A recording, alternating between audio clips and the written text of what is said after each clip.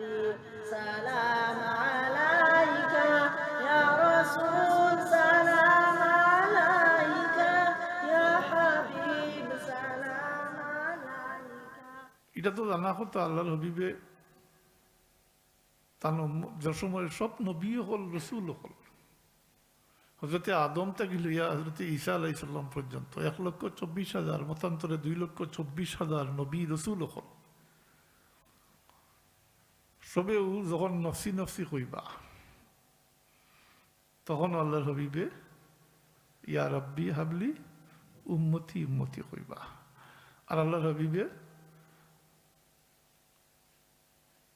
ফরমাইন যে প্রত্যেক নবীর আল্লাহ মকবুল দোয়া দিছেন।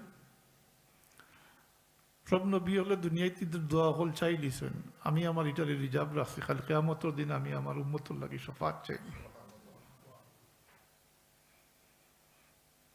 এর কারণে হযরত আদম আলাইহিস সালাম থেকে লইয়া সবে যখন নফসি নফসি কইবা আল্লাহর হাবিবে উম্মতি উম্মতি কইবা। ঘটনা লম্বা। যখন কিয়ামতের দিন হাসরের ময়দানও সবর অবস্থা খুব খারাপ অবস্থা হইব, অর্থাৎ হাসর তো হাসরও, হাসর হাসরও যেটারে আমরা কই হাসর, হাসর দেখাই ও হাসর কিয়ামত হাসর।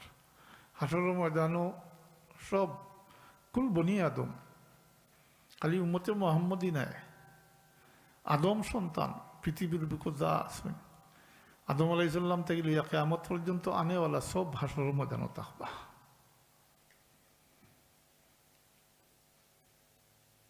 সব নবী হল রসুল হল সব হাসরের ময়দানও থাকবা।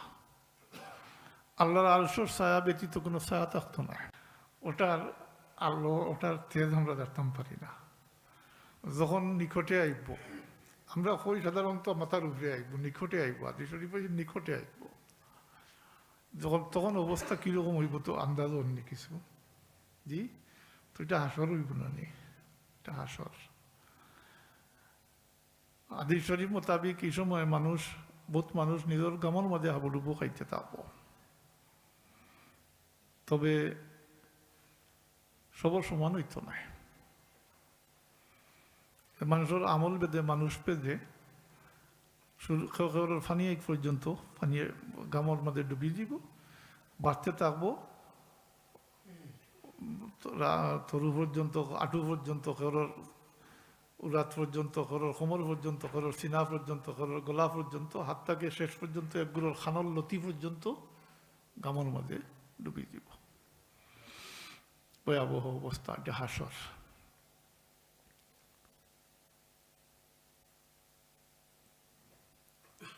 সব খাড়া থাকবা লাইন ধরি সফপান দিয়া, শরীরে কোনো বস্ত্র থাকতো না। তবে চিন্তার কোনো কারণ নাই, এই সময় এই অবস্থা কারণ নাই যে অন্যর বায়ে চাইতা দেখতা, সবু পেরেশান থাকবা এই অবস্থার উপরে। এর লাগি আদম সন্তানগুলোর মাঝে একগুলো পরামর্শ ক্রমে হাদিস শরীফ মোতাবিক যাইবা হযরতে আদম আলাইহিস সালামের কাছে।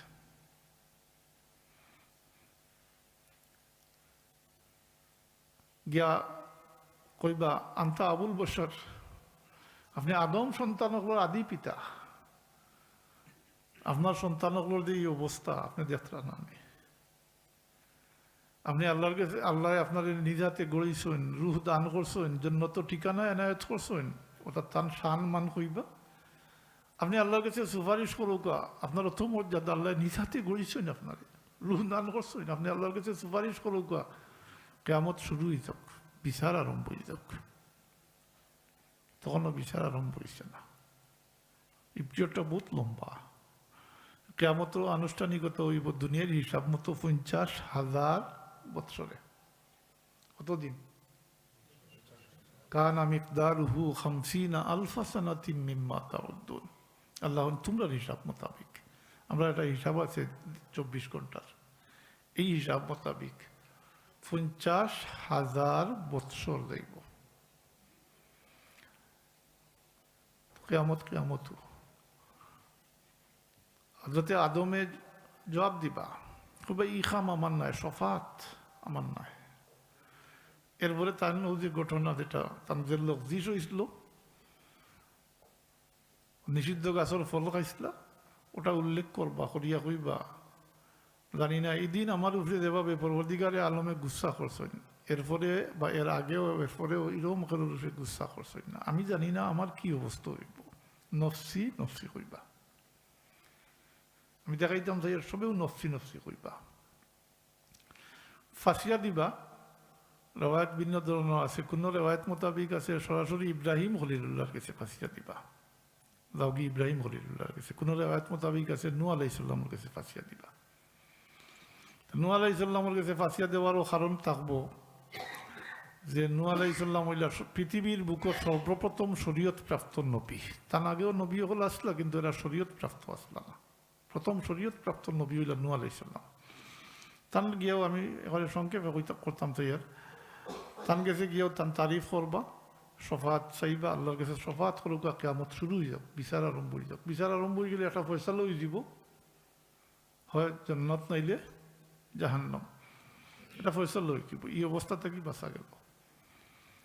নূহ আলাইহিস সালামে অপারগতা প্রকাশ করবা, কইবা এই কাম আমার নাই, কইয়া তানোর লজিস আছে তার বেটার ব্যাপার, ওটা উল্লেখ করিয়া কইবা জানি না আমার কি অবস্থা হইব, আমার উপরে যেভাবে আল্লাহ গুচ্ছা করছেন এরা খেরোর উপরে এরকম করছেন না।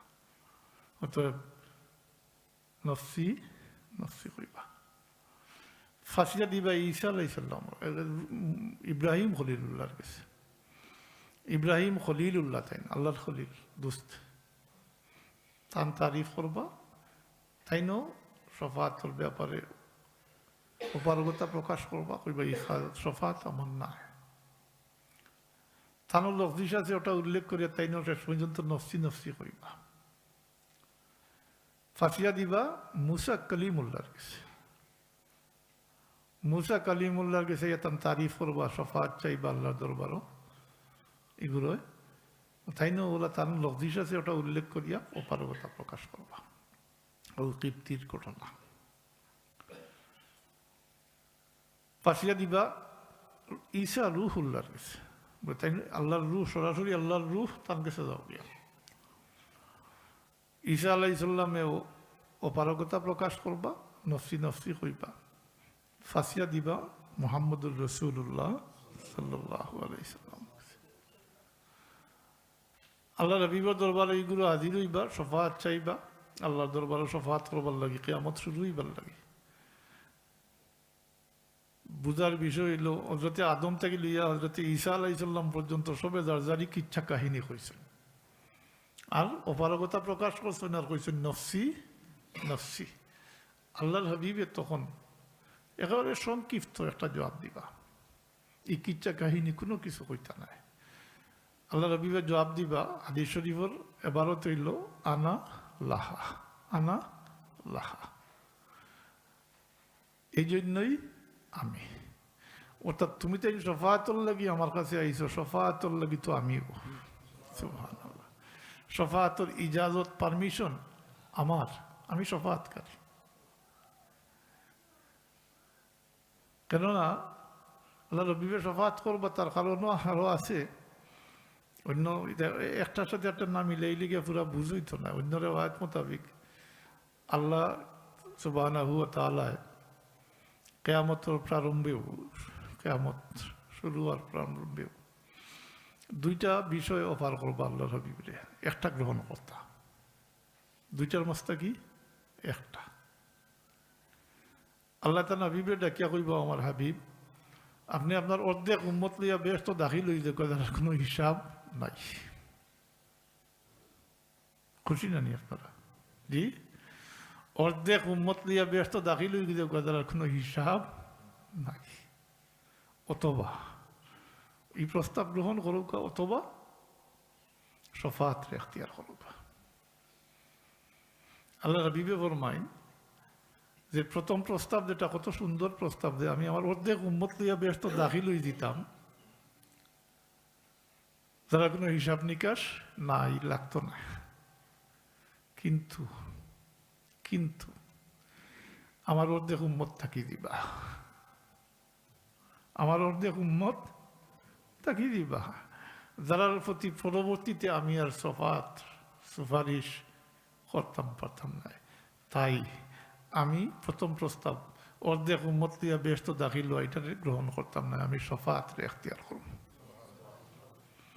আমি আমার শেষ উম্মত পর্যন্ত আল্লাহর দরবারে শফাআত করতে চাই।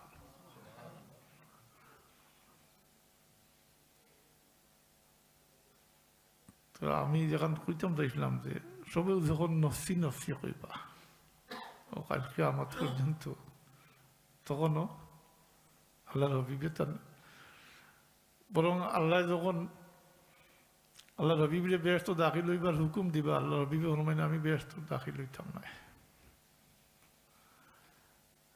আমার উম্মত কে কোন জায়গাতে আটকে দিব। এর লাগি দেখা যায় কিয়ামতের দিন আল্লাহ হাবিব সবচেয়ে বেশি পেরেশান থাকবা। এটা হযরত জাবির রাদিয়াল্লাহু তাআলা আনহুর এক সওয়ালের জবাবও পরিষ্কার হয়ে যায়। হযরত জাবির রাদিয়াল্লাহু তাআলা আনহু একদিন আল্লাহ হাবিবরে জিজ্ঞাসা করেন, ইয়া রাসূলুল্লাহ, কাল কিয়ামতের দিন অত উম্মতের মাঝে আপনার সাথে কোন জায়গাত মুলাকাত হইব? অত উম্মত হইতে তো কুল বনি আদম ওর মাঝে। আল্লাহ হাবিবে ফরমাইন, ও জাবির, তুমি আমার 3 জায়গার তালাশ করিও, 3 জায়গার মধ্যে জায়গাত পাইবে। হয় আমার এই মিজানোর দ্বারা তালাশ করিও, যেখানে নেকি বুঝির মাহফুরিব ফাল্লাহ দ্বারা। যদি এইখানে না পাও তাইলে আমার তালাশ করিও সিরাতর দ্বারা, ফুল সিরাতর দ্বারা। যদি এইখানে না পাও তাইলে আমার হাউজে কৌশলের দ্বারা তালাশ করিও। এই 3 জায়গার মধ্যে আপনার পাইবে। আল্লাহ হাবিব পেরেশান থাকবা, খনে মিজানোর দ্বারা, খনে সিরাতর দ্বারা, কোনে হাউজে কৌশলের দ্বারা যাইবা। তার উম্মতকে কোন জায়গাতে আটকেছে তাদের সহ্য করে পার করে দিতা।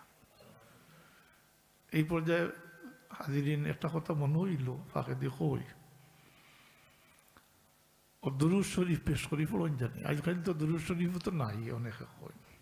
এটা তো আমরা দেশও নাই, খালি আমরা দেশও হইতা, আগে কোন কোন ইয়া হইতা, এখন প্রকাশ্যেও কই না এগুলো।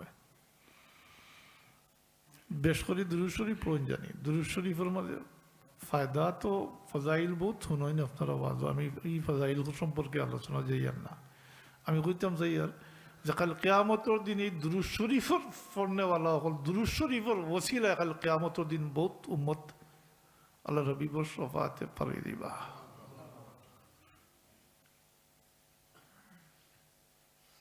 কাল কিয়ামতের দিন এরকম হইব, কোন আল্লাহ হাবিবর উম্মতে মুহাম্মদীর মাঝে এরকম হইব, নেকিবদির মাফজুক হইব।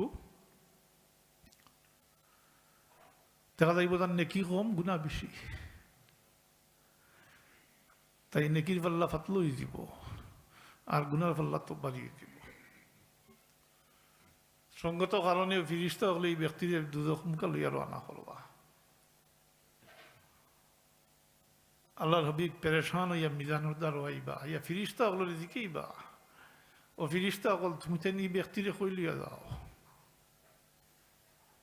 ফিরিস্তা হলে তখন জবাব দিবা যে এই ব্যক্তির নেকি কম, গুনাহ বেশি।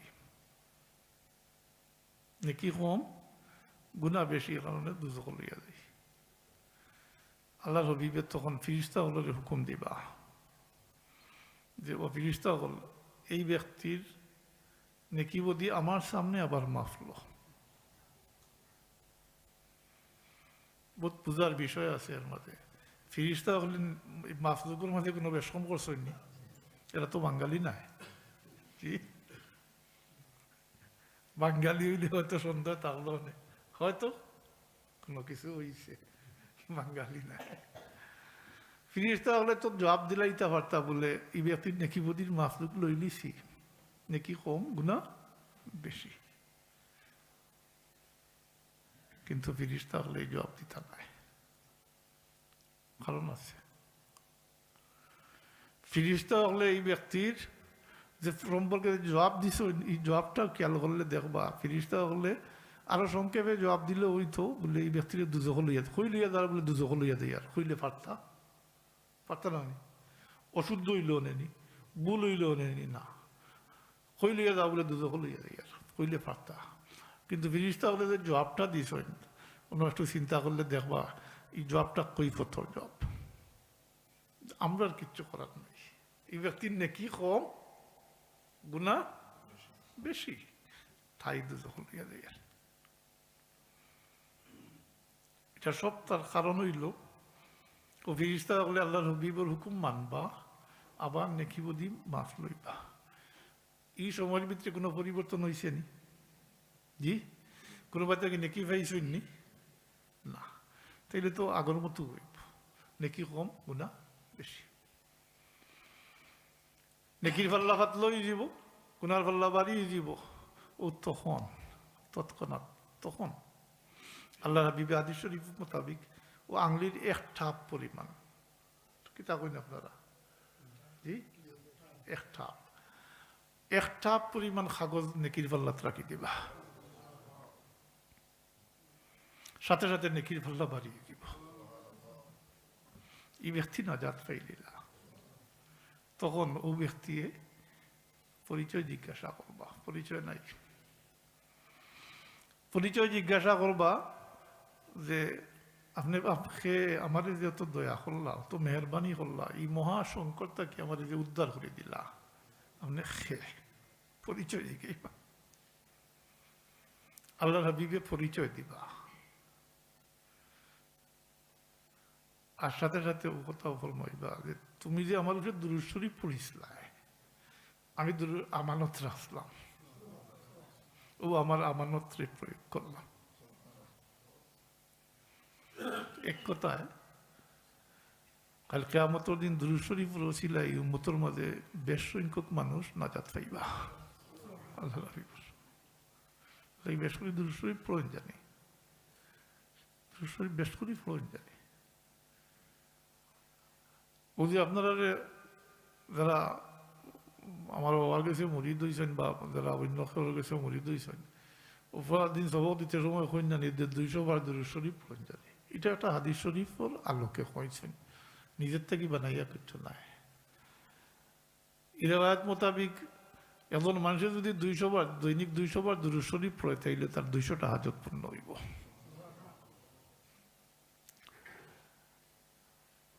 ফজর পরে যদি 100 বার দুরূদ শরীফ পড়ে দিনের প্রথম দিকে, তাহলে 100টা হাজত পূর্ণ হইব। এর মধ্যে দুনিয়ার জিন্দেগি 30টা 70টা থাকি দিব আখিরাতের লাগে। ঠিক মাগরিব পরে যদি 100 বার দুরূদ শরীফ পড়ে, তাইলে তার 100টা হাজত পূর্ণ হইব। দুনিয়ার জিন্দেগি 30টা 70টা রয়ে যাব আখিরাতের লাগে দিতা। ও হাদিস শরীফের আলোকেও বুঝা দিস, কমসে কম, আরো বেশি পড়িতা, এটা কমসে কম পড়িতা। তো যাই হোক, ও ফিরিস্তা হলে যে জবাব দিছেন, এটার কারণ আছে পিছিয়ে দিয়া। কারণ ফিরিস্তা হলে আমি আগেও কইছি যে সংক্ষিপ্ত জবাব দিলে ফার্তা, এটা জবাব দিছেন না। আল্লাহ রবিবে হুকুম দিছেন, আবার ঘুরে মাফলুক লইছেন। এই জবাব দিতে পারতে আমরা তো মাফ লই লিছি, কিন্তু এটা জবাব দিতে নাই দিছেন। কারণ কিয়ামতের দিন কুর বাদশাহিয়ত আল্লাহর, লিল্লাহিল ওয়াহিদুল কাহ্হার।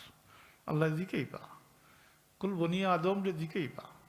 আর দুনিয়ায় তো বহুত রাজা বাদশাহ, বহুত প্রেসিডেন্ট, হ্যাঁ, প্রধানমন্ত্রী, মন্ত্রী কতটা আছেন। কাল কিয়ামতের দিন তো থাকতো না, কোনো অস্তিত্ব থাকতো নাই।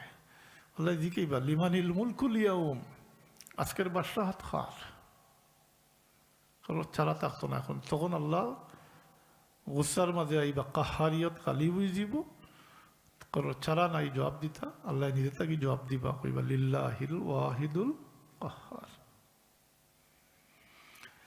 বাদশাহিয়ত আল্লাহর, কিন্তু শফাত মুহাম্মদুর রাসূলুল্লাহ সাল্লাল্লাহু আলাইহি ওয়াসাল্লাম কিয়ামত। এটা ফিরিস্তা আল্লাহর বড় হক জানা আছে, এর লাগি আল্লাহ রবিবে হুকুম দিবা, মানবা। তো হাজিরিন, আমরা রে আল্লাহ ইহসান করছেন, তাহলে হাবিবুর উম্মত বানাইছে। এটা খাস ইহসান আমরা, যেটা আল্লাহর নিয়ামতের সীমা পরিসীমা নাই, গনিয়া শেষ করতাম পারতাম না আমরা। আল্লাহ এখন তোমরা চাওয়াতে গুনতে পারতাম না। আল্লাহর ইহসান হর আনমান, সকাল সন্ধ্যা, জন্ম থেকে মৃত্যু পর্যন্ত আমরা উপরে আল্লাহর ইহসান হল আছে। কোনো ইহসান আল্লাহ জিতলাই না এমনি, কোনটা জিত, সবু তার ইহসান। কিন্তু এই যে খাস এহসান এটা আল্লাহ স্মরণ করে দিই না আমরা রে। আমি তোমরা রূপে এহসান করছি, কিতা এহসান করছেন বলে আল্লাহ তার হাবিবুর উম্মত আমরা রে বানাইছেন। এটার দ্বারা আমরা কতটুকু পজিশন বাড়ছে, আমরা কত সম্মানী হয়েছি দুনিয়া এবং আখেরাত, কাল কিয়ামতের দিনও আমরা সম্মানী হয়েছি। আপনারা জানেন কাল কিয়ামতের দিন উম্মতে মুহাম্মদীর একজন ফর্দে বছর থাকতে, একজন মানুষ বাকি থাকতে অন্য কোনো নবীর উম্মত তো ব্যস্ত দাখিল হইতে পারত না।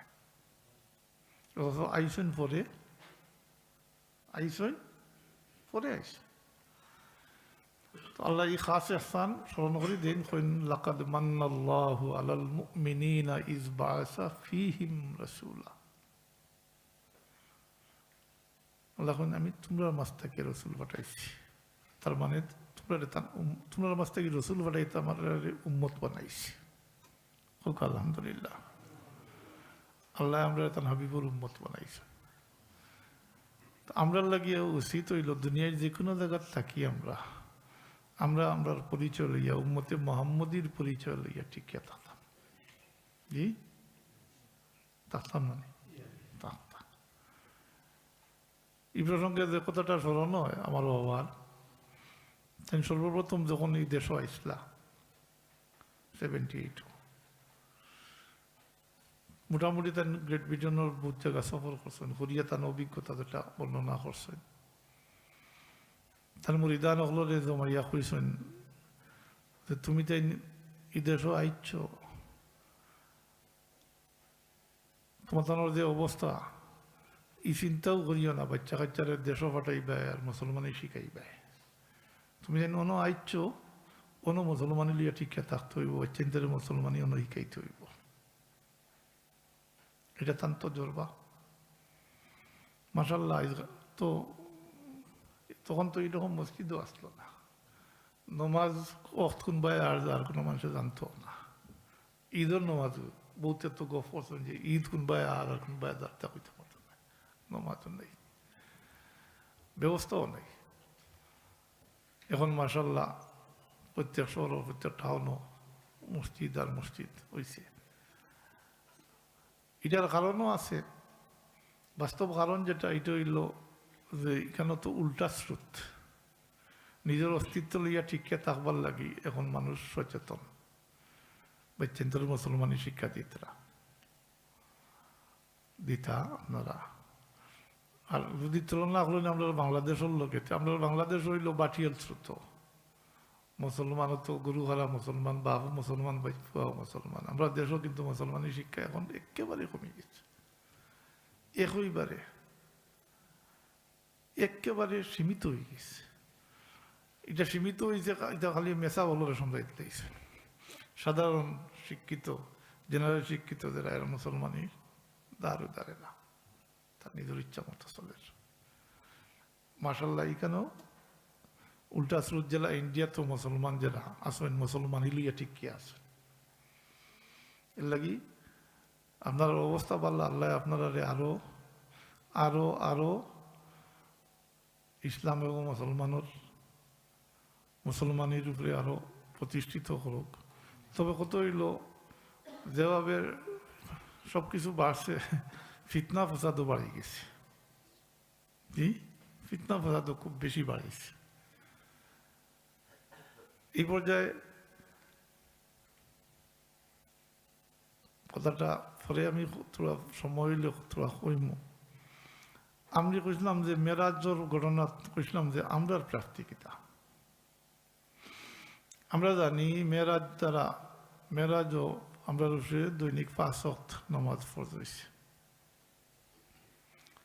মূল্য আমরা রূপে 50 ওয়াক্ত নামাজ ফরজ করা হয়েছিল আল্লাহর কথাকে। আল্লাহ রবিবে সাইয়া 5 ওয়াক্ত আনছেন নমাজ। আমরা ঠিকই 5 ওয়াক্ত পড়ি, কিন্তু 50 ওয়াক্তর সওয়াব আছে, আমাদের শামিল আছে। আমরা লাগি আল্লাহ রবি মেরাজ তশরিফ নিয়েছেন কাবা কাউসাইনি আও আদনা, মাকামে আদনা এনায়াত করছেন, দান করছেন।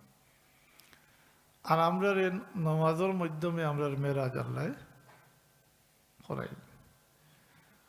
আল্লাহ তা নবীবর মেরাজ করাইছেন আরশে আজিম নয় বরং কাবা কাউসাইনি আওয়াত না আতান আল্লাহ রবিবর উম্মতর মেরাজ হইল নামাজের মাধ্যমে, এটা হইল রুহানি মেরাজ। আর যারা তসৌফ মানুষ, হ্যাঁ, তারার লাগি বাড়তি কথা সুযোগ আছে, এই উম্মতর লাগি জিসমানি মেরাজও আছে। আলহামদুলিল্লাহ, এটা হইল যদি আমি আগেও আগলাই দিয়েছি, কারণ এটা ব্যাপার হইল জেনারেল মানুষের লাগি না কথাটা, এটা যারা তসৌফুল লাইনের মানুষ তারার লাগি। এরা হইল আল্লাহ হাবিবর মেরাজ যেখান থেকে শুরু হয়েছে ওখানে গিয়ে ফসি গেলে উম্মতর মেরাজ সশরীরে মেরাজ হয়ে যায়। আল্লাহ হাবিবর মেরাজ শুরু হয়েছে তো কাবা শরীফের সামনে, তো কাবা শরীফের সামনে থেকে উম্মত কাবা শরীফের সামনে ফসি গেলে শারীরিক মেরাজ হয়ে যায়। এটা লিয়ে এতরাজ করতে পারেন, এটা আমি কইছি বাকি আলার লাগি নাই, এটা যারা ও লাইনের আছেন তারার লাগি বুঝ, কারণ এদের এতরাজ বেশি হয় বেশি কথার উপরে। তো হাজিরিন, আমরা নমাজ পাইছি, মেরাজ পাইছি। يا نبي سلام